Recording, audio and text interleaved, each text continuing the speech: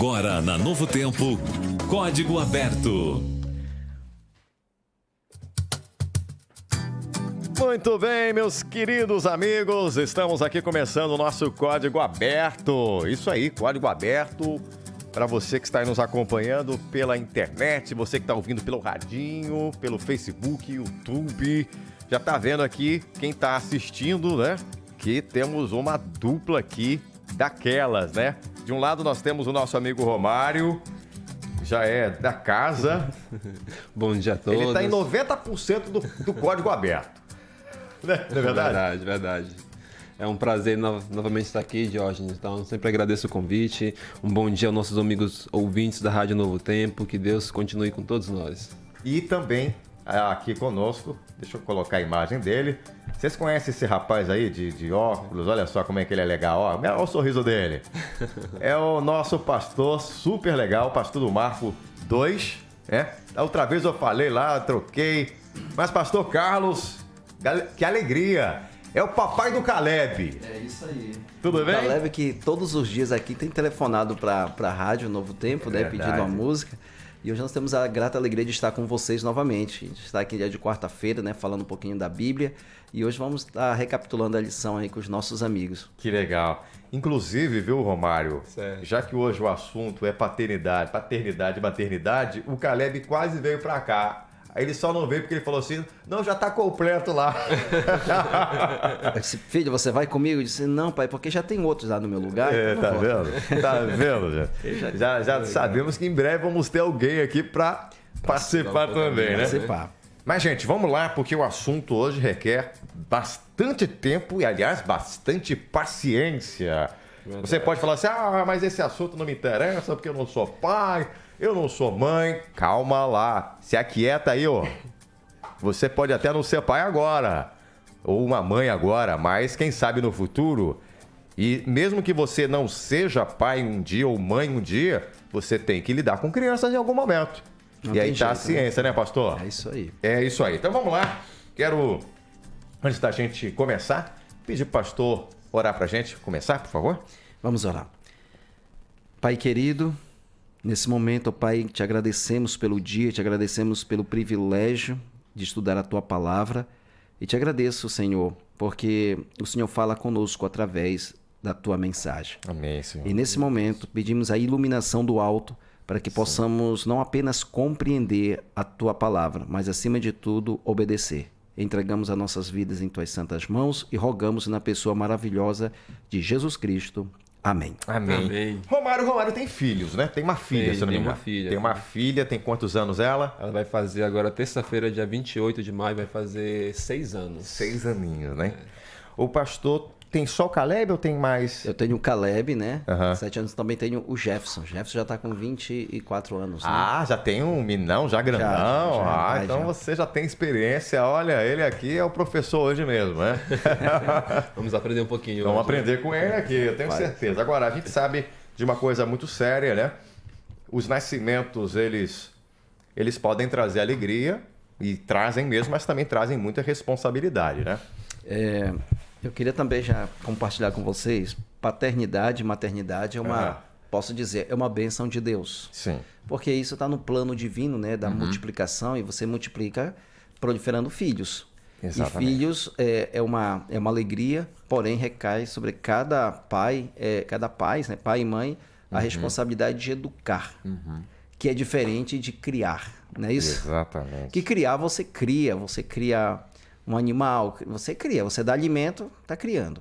Mas educar é que faz a grande diferença. E é isso que precisa ser... precisa que cada pai entenda isso. Sim, né? Que é a responsabilidade de educar, principalmente, acima de tudo, né? Nos caminhos que deve andar. E isso aí deve nortear a vida dos pais e impulsionar a vida dos filhos a fazer o certo, porque é certo, né? E essa questão de ter filhos no Antigo Testamento, na época lá do povo de Israel, essa era uma questão tão forte, né? Que quando uma mãe era estéril ou não podia ter um filho, ficava um peso grande, né? E aquilo, a gente tem várias histórias na Bíblia de mães que eram estéreis e elas ficavam naquela questão, chorando, pedindo, eu quero ser mãe, eu quero ter um filho. E até alguns zombavam, né, pastor? Isso era, na verdade, tinha um problema, né? Você vai ver que eram muitas pessoas que às vezes tinham essa dificuldade. Sim. Por quê? Porque a sua geração precisava da continuidade. Por exemplo, quando Deus fala com Abraão que ele seria pai de uma grande nação, e aí ele tinha 75 anos de idade quando Deus fez o chamado a Abraão. E aí ele passa 5 anos, vai passando 10 anos e nada do filho, e aí a mulher ficou agoniada. E você sabe que Isaac nasceu quando Abraão tinha quantos anos? 100 anos de idade. 100 anos, Então, e Sara tinha 90, né? E Sara tinha 90 anos, foi um então milagre já tinha ali. passado já 25 anos. Aí. Mas será que a promessa de Deus ia Sim, falhar? sim. Então aquilo criava uma certa ansiedade, Sim. uma preocupação. Não só pela vida de Sara, também nós encontramos Ana, também naquela aflição que queria um filho, queria proliferar e não tinha como. Aí nós vimos o que foi feito, né? Ele acabou se envolvendo lá com a serva dele, por sugestão da própria mulher. Foi, exatamente. Não confiou em Deus direito. E a gente viu e vê até hoje, né? O resultado dessa Não esperou decisão. no Senhor, né? Não esperou no Senhor e trouxe umas sérias consequências para a vida dele e da família, né? Romário, o Exatamente. que você E é quer falar? interessante porque assim, o pastor está mencionando alguns casos, a gente vê, são alguns exemplos na Bíblia, tem o caso de Sara, né? Sim. Tem também o caso de Ana, e você vê que eram pessoas, eram mulheres que não poderiam ter filhos, e por obra de milagre, ação direta de Deus, mas foram dados filhos com propósitos, né? Tanto para Sara como também para Ana. A gente vê, você falou Sara, tem Raquel, inclusive a Raquel depois vem a falecer num parto. A gente vê também a questão aí da própria Isabel, né? Que foi mãe de quem? Justamente de João Batista, um né? grande Exatamente. profeta de Deus. Então foram homens, pessoas que vieram, como você falou, com um propósito. E nasceram devido a muita súplica diante de Deus, né? Sim. Foram Foram pessoas escolhidas, né? A Escolhidas, dedo por Deus, né? teve uma grande dificuldade, mas quando veio foram bênçãos. Não só para a família, como para toda a sociedade de Israel, né? Agora, a gente também há agora de convir que tem muita gente nessa situação e que não tem condições aí de fazer um tratamento e não consegue ter filho. É uma realidade, né, pastor? Exatamente. Tem pessoas que escolhem não ter filhos, né? Hoje você, diante da situação que o mundo está vivendo, né? Eu já encontrei pessoas que disseram assim, não, pastor, eu não faço nem questão de ter filhos. É uma escolha. Tudo bem, nós respeitamos. A gente precisa respeitar, né? Agora, tem aqueles que estão querendo também ter filhos e precisa passar pelo tratamento. Aí é uma situação onde ela precisa se esforçar um pouquinho mesmo para poder ter esse legado tão importante de ser mãe, né? Eu mesmo conheci um casal, de pastor, na verdade, o pastor com a esposa, lá em Campo Grande. Vocês lembram da Cecília, que faz a tradução de muitos dos nossos materiais da CPB? Sim. Então, ela tinha dificuldade de engravidar. Teve que tomar várias injeções para engravidar. Engravidou, milagre de Deus. E depois não é que teve o segundo filho? Olha Então, aí. todos bonitos lá. Então, pastor Hassani, se estiver nos assistindo aí, um beijo. Um grande abraço. E tem gente que tem filhos em abundância, né, Romário? Que tem gente que não oraram a Deus e, de repente, na gravidez, em vez de vir um filho, Vem três. Vem três. Aí fica desesperado agora para pagar, né?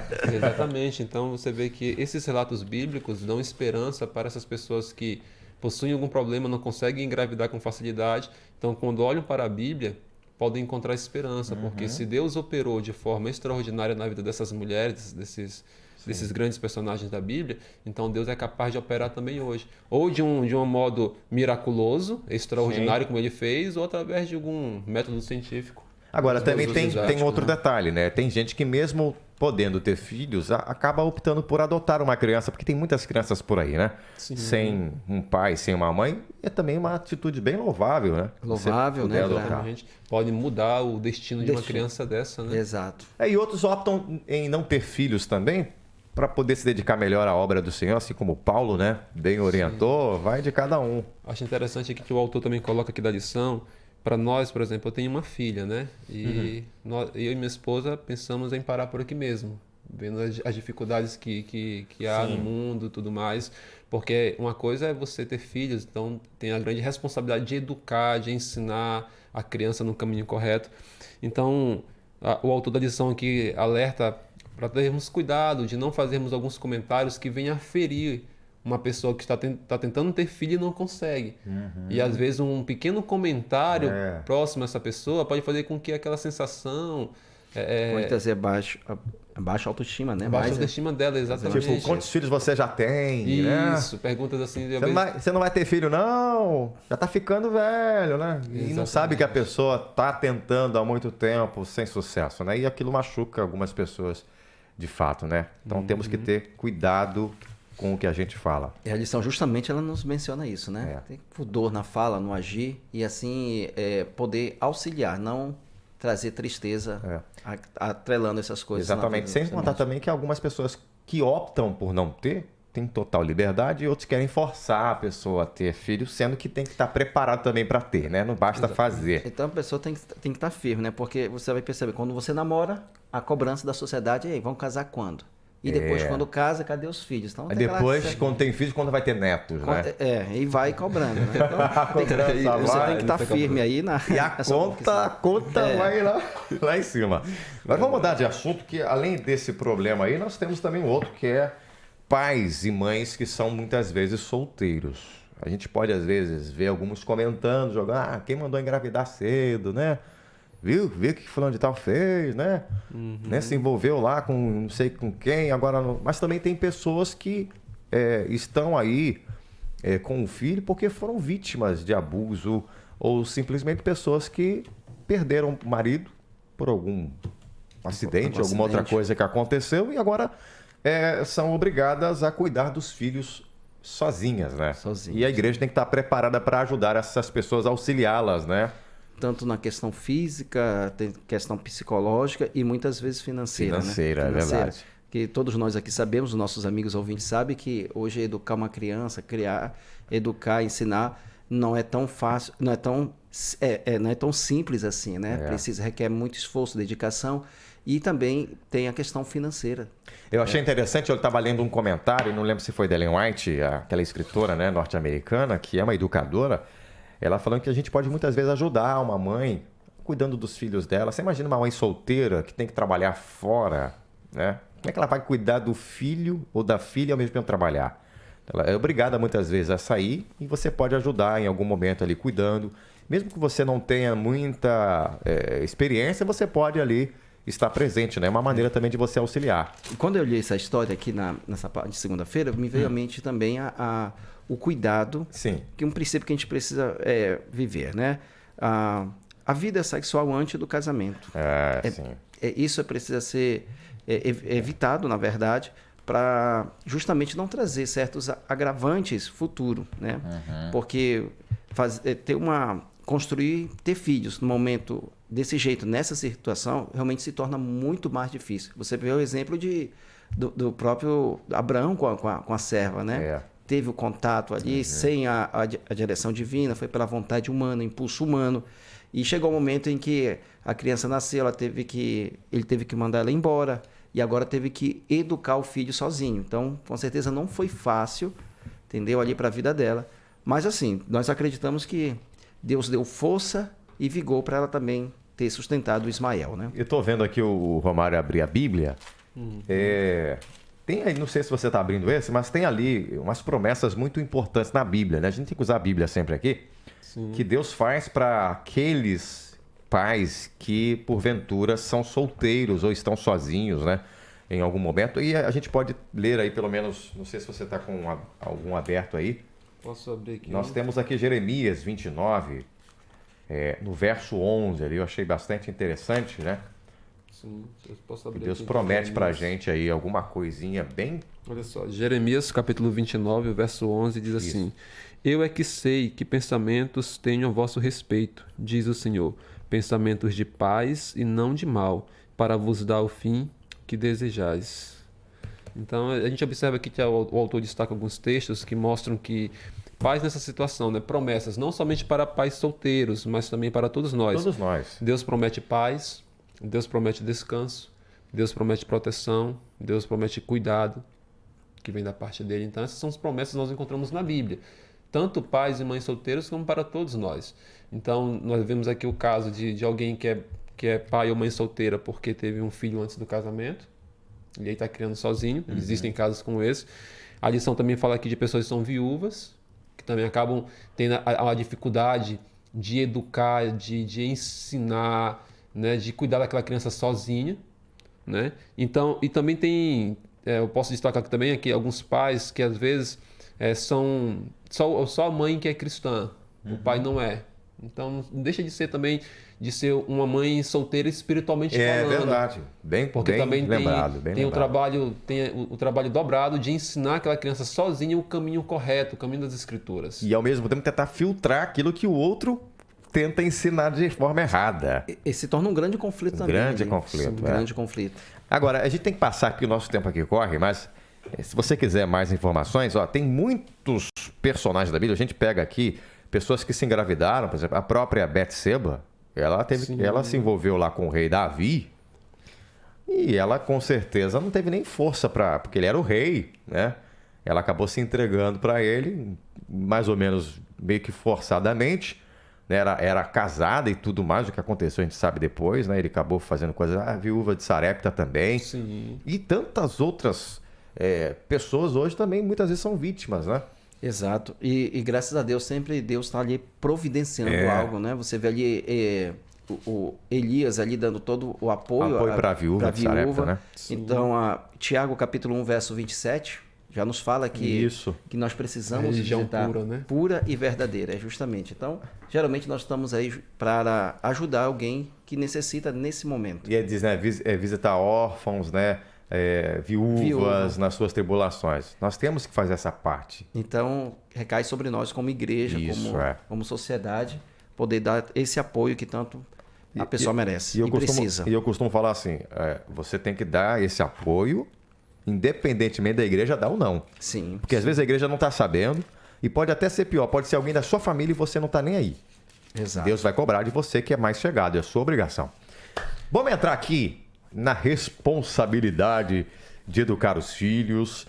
E eu achei interessante aqui na lição que ela faz um comentário aqui em relação à receita de bolo, né? A gente faz aqui uma receita, pega lá a Sandrinha. Sandrinha, passa uma receita pra gente aí de bolo. Aí a Sandrinha vem, não, é assim, tem que fazer dessa maneira, tem que bater na batedeira, tem que colocar ovos, tem que colocar tanto de açúcar, mas com o filho não tem esse negócio, não. Não tem. Você pode usar a mesma receita, mas não vai dar a mesma coisa, não. Não tem. Eu acho que com o pastor, ele que tem dois aí, você só tem um, eu não tenho nenhum, então nós estamos perdendo, né? Mas o pastor tem dois, então ele sabe que a receita foi diferente, né, pastor? Eles nasceram em tempos diferentes, né? Diferentes. O primeiro, quando nasceu, eu não era ainda adventista. Então tem toda... não conhecia todo o princípio. Entendi. Me tornei adventista depois e já estava com 8 anos. Tá. Teve uma grande diferença, né? Já diferente do Caleb, que já nasceu... no ambiente cristão. Mas hoje, graças a Deus, o Jefferson também, ele faz parte da igreja, Amém. foi batizado e graças a Deus está Amém. aí, né? Agora, é interessante que quando você olha essa parte aí, a alegria e a responsabilidade de educar o filho. Então, deve ser uma alegria. Você tem um filho, você precisa realmente ter isso em mente, que é uma alegria, é uma responsabilidade. E quando eu vou no livro de Provérbios, não está na lição, mas eu acho interessante esse verso, que diz assim, Provérbios 17, verso 6.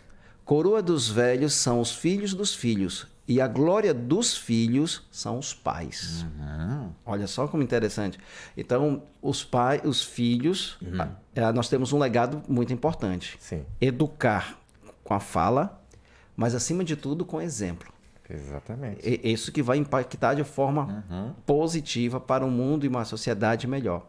E eu vejo aqui, que eu até coloquei aqui, é um desafio, porém sempre vai ser uma bênção do Senhor, né? E a educação dos filhos, quando você fala alegria de educar, responsabilidade, eu colocaria ali pelo menos 4 situações que os amigos podem destacar: a honestidade, a amabilidade, a bondade e, acima de tudo, a responsabilidade. Isso aí é algo que é intransferível. Os pais precisam ter isso em mente. Eu achei interessante aqui o texto que a lição nos orientou a ler, Deuteronômio 6, do verso 4 até o verso 9. Nós não vamos poder ler aqui por conta do tempo, mas interessante ali que a gente vê do verso 4 até o verso 6, nós temos 4 pré-requisitos que foram apresentados ali. E eu marquei aqui alguns desses 4. Primeiro, reconhecer o Senhor, nosso Deus. O pai tem que reconhecer ao Senhor. Tem que amar a Deus de todo o coração para você ser um bom pai. Tem que guardar a palavra de Deus. E tem que também, aí do 20 até o 23, diz também que devemos compartilhar com os nossos filhos o que nós sabemos sobre ele. Então, para você ser um bom pai, você tem que ter essa comunhão com Deus. Do contrário, vai ser difícil. O texto começa já dizendo assim, né? Amarás, pois, o Senhor teu Deus, capítulo 6, verso, de todo o teu coração, de toda a tua alma e de toda a tua força. Sim. Então, é um amor completo. Com a prática, o amor vivendo na prática, de forma completa, e isso deve ser ensinado. E isso aí é repetido depois, pastor? É repetido ali do verso 7 até o verso 9, que são os dois princípios, que é o ensino.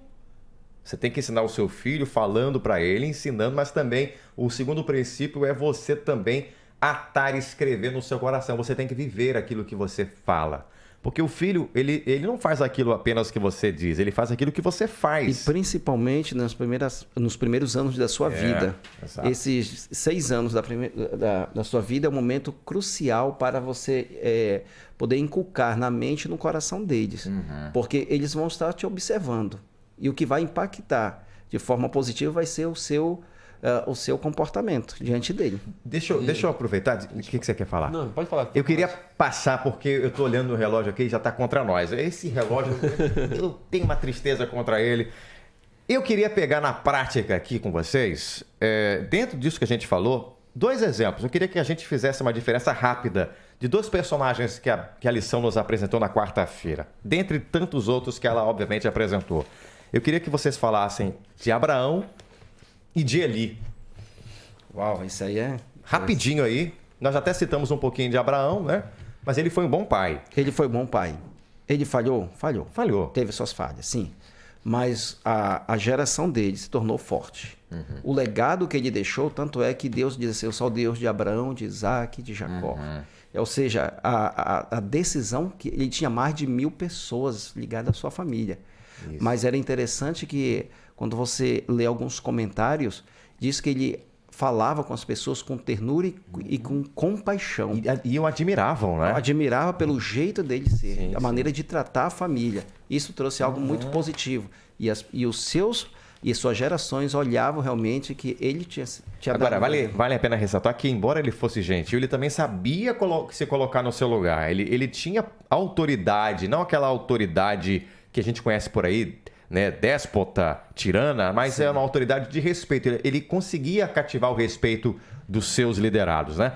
E aí agora Eli. Eu queria que o Romário falasse para mim sobre Eli, porque Eli foi diferente. Eli foi um homem que era um homem temente a Deus. A Bíblia deixa isso claro, que ele era temente a Deus. Porém, ele não teve muita habilidade, né, Romário? Isso. Aqui a lição está falando um pouco sobre discipulado. E a gente entende que discipulado, você consegue discipular mais pelo exemplo. É claro que ensinar, ler, mostrar, isso faz parte do discipulado, mas o exemplo, ele é mais bem sucedido, podemos assim dizer. Sim. Então o pastor falou sobre Abraão. Abraão, a Bíblia pode apresentar Abraão como sendo um exemplo de um pai que discipulou bem o filho. E você vê na hora da provação ali, quando Deus pede para que Isaac seja sacrificado, você vê na atitude de Isaac que Isaac havia sido bem instruído, bem educado. Ele confiou no pai. Ele tinha 20 anos de idade, ele poderia muito bem não aceitar aquilo ali. Exatamente isso. Até porque o pai estava velho, ele tinha mais força que o pai. Tinha muito mais força. E outra coisa, Abraão foi tão confiante em Deus para mostrar, né? Você sabe que aquele sacrifício foi justamente para comprovar que ele já tinha negado contou mentira, né? E então Deus estava provando. Mas só que ele acreditava, de acordo com o livro de Hebreus, capítulo 11, que Deus teria o poder de ressuscitar. Exatamente. Isso. Só que quando você vai para Eli, você vê que o próprio Deus repreende Eli. Diz, olha, você sabia do que os seus filhos faziam, mas você nunca os repreendeu. Exato. Então o próprio Deus faz Deus a afirmação. usou o pequeno Samuel para chamar a atenção dele. Para chamar a atenção de Eli. Chamar a atenção dele. Mas se eu fosse falar agora, por exemplo, assim, discipulado é exemplo. Então, assim, a Bíblia mostra que paternidade e maternidade como discipulado. Então, os filhos olham para o exemplo do pai e acabam seguindo aquele exemplo. Às vezes, olha só, eu tenho uma filha que vai fazer 6 anos. Às vezes, na maneira como minha filha fala, eu vejo a minha esposa falando. Porque imita, né? Porque imita. Então, é claro que os filhos vão buscar uma referência. Onde está a referência? No pai e na mãe. Agora, eu não sei, gente. Eu estou tentando aqui entender, pastor. Me permita aqui, com o ouvinte, fazer algumas perguntas. Eli era um homem temente a Deus. Só que faltou alguma coisa nele. Faltou a autoridade. Ellen White descreve que ele foi muito conivente. Ele queria agradar os seus filhos e não sabia chamar a atenção. Ele não repreendeu, não disciplinou. Esse é o problema dele. Não disciplinou. Pai precisa de disciplina, precisa colocar, precisa de regra, queira ou não, precisa de regra. Tanto é que a Bíblia nos apresenta isso. Sim. E ele foi negligente nesse assunto. Deixou que as coisas andassem de qualquer jeito. Isso, aí ela chama a atenção justamente quando eu olho o comentário dela, que é justamente isso é um chamado para nós como pais e como líderes de igreja. Até dentro da igreja nós precisamos ter os princípios, senão as coisas vão correr de forma solta mesmo. Agora, quando se fala de pais e discípulos, eu queria destacar 3 coisas que é fundamental na vida do pai. 3 coisas que eu vejo no discipulado e isso precisa ser vivenciado na vida dos pais. Primeiro, sacrifício. O pai precisa sacrificar para educar os filhos. Precisa de tempo e, acima de tudo, paciência. A educação dos filhos, principalmente nessas esses 6 anos de idade, no início, primordial. É os pais que têm que estar ali. O mais difícil de entender, mas são os pais. E esse é um legado que é intransferível. Isso ficou para eles, porque tudo que eles estão aprendendo tem que ser ali. Então, em algum momento, você vai ter que sacrificar um pouquinho do teu trabalho. Vai ter que tirar tempo, paciência para poder educar ele. A Bíblia diz, ensina teu filho. Não é teu tio que vai educar, não é o neto, não é o avô, não é... É você, né? Você, é pai. Então, assim, o meu apelo hoje para os nossos amigos, você que pensa ter filhos, por favor, comece a educar a partir de agora, só no momento de pensar. Faça as coisas corretas, como diz Deus, para evitar muitos assuntos, problemas, coisas desagradáveis no futuro. Então, nós precisamos hoje preparar para justamente amanhã não se decepcionar. Vamos já para a reta final. Eu só queria... eu estava pensando aqui, né? Se Eli tivesse seguido essas orientações aí, desde o início com seus filhos, Hófni e Finéias, já repreendendo, dizendo, não faz, não pode, não é para fazer isso, eles teriam ouvido o seu pai. Mas ele deixou solto. E o que foi que aconteceu? Morreram? Morreram. Pastor, sim. O pastor está aqui ao lado, ele pode até... No caso, não sei se tem uma visão. Eu vejo assim, nós somos pais, nós temos a grande responsabilidade de educar os filhos e fazemos isso, né? Só que quando o filho se torna adulto, ele vai ter suas próprias lutas, não é, pastor? Sim. Já vai ter os seus próprios conflitos. Então, possa ser que quando o filho se tornar adulto, ele venha fazer suas próprias escolhas. Sim. Aliás, deixa eu aproveitar aqui, porque eu queria terminar com esse verso que eu deixei por último, porque eu acho que está a cereja do bolo. Gente, se eu não fizer essa pergunta aqui, ninguém vai querer assistir. Porque tem um texto aqui de Provérbios 22, verso 6, que é um texto bastante polêmico, difícil. E comentado por vários teólogos que fizeram toda essa... Inclusive, alguns até dizem que teria algum erro na hora da cópia, que dá a entender outra coisa. E aí vai. Mas a gente quer entender aqui o principal, ainda que haja alguma outra questão, outra para se esclarecer no futuro, nós vamos saber. Mas o que quer dizer esse texto? Vamos ler aqui. Provérbio 22, verso 6. Ensina a criança no caminho em que deve andar. E mesmo quando for velho, não se desviará dele. Alguns falam assim, tá vendo, pastor, mas eu fiz tudo isso certinho, meu filho, desde pequeno, um desbravador, aventureiro. Eu ensinei, eu repreendi e meu filho está afastado. A Bíblia errou? Bom, a Bíblia não errou. O que a Bíblia está ensinando é que você deve ensinar no caminho. Ensinar no caminho é ensinar não apenas apontando o caminho, mas é andando com ele no caminho. Sim. Fazer, filha, o caminho é esse aqui, vamos juntos. Estou junto. Né? É o impacto. Ok. Eu sei que teu filho um dia vai crescer. Um dia ele vai se tornar adulto, ele vai tomar as próprias decisões. Sim. Alguém que foi ensinado por um pai cristão, o pai fez tudo como manda a palavra de Deus. Ensinou, deu um bom exemplo, nunca trouxe nenhum agravante para dentro de casa. O filho um dia pode se afastar? Pode. Acho que um grande exemplo, uma grande prova disso é o próprio céu. Porque lá no céu, anjos que foram orientados pelo próprio Deus, uma terça parte disse, não queremos mais. Só que tem um porém, viu, Didi? Tem um porém aí. É que os princípios ensinados pelos pais vão estar sempre na mente e no coração. Exatamente. Aí a grande lição é essa. Ele pode estar lá fora, lá dentro do mundão mesmo. Mas vai lembrar, não, mas meu pai disse isso. Ensinou.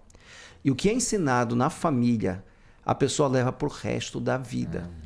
Eu posso garantir aqui, eu tenho coisas que eu aprendi em casa. Meus pais, quando eu nasci, não tinha conhecimento nenhum. Mas algumas coisas importantes que eles me ensinaram ficaram gravadas até hoje. E ficam.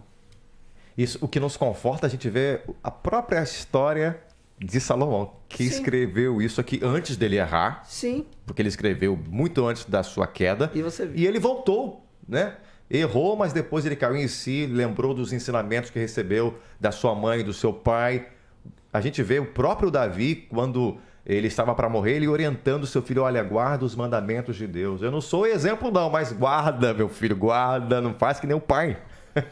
E ele ouviu no final. Poderia até ver aqui, porque a lição, o título dessa parte é lutando por seu filho pródigo. Então, a gente já não tem como a gente não ligar também a parábola do filho pródigo. Porque dá a entender na parábola, porque o pai representa Deus.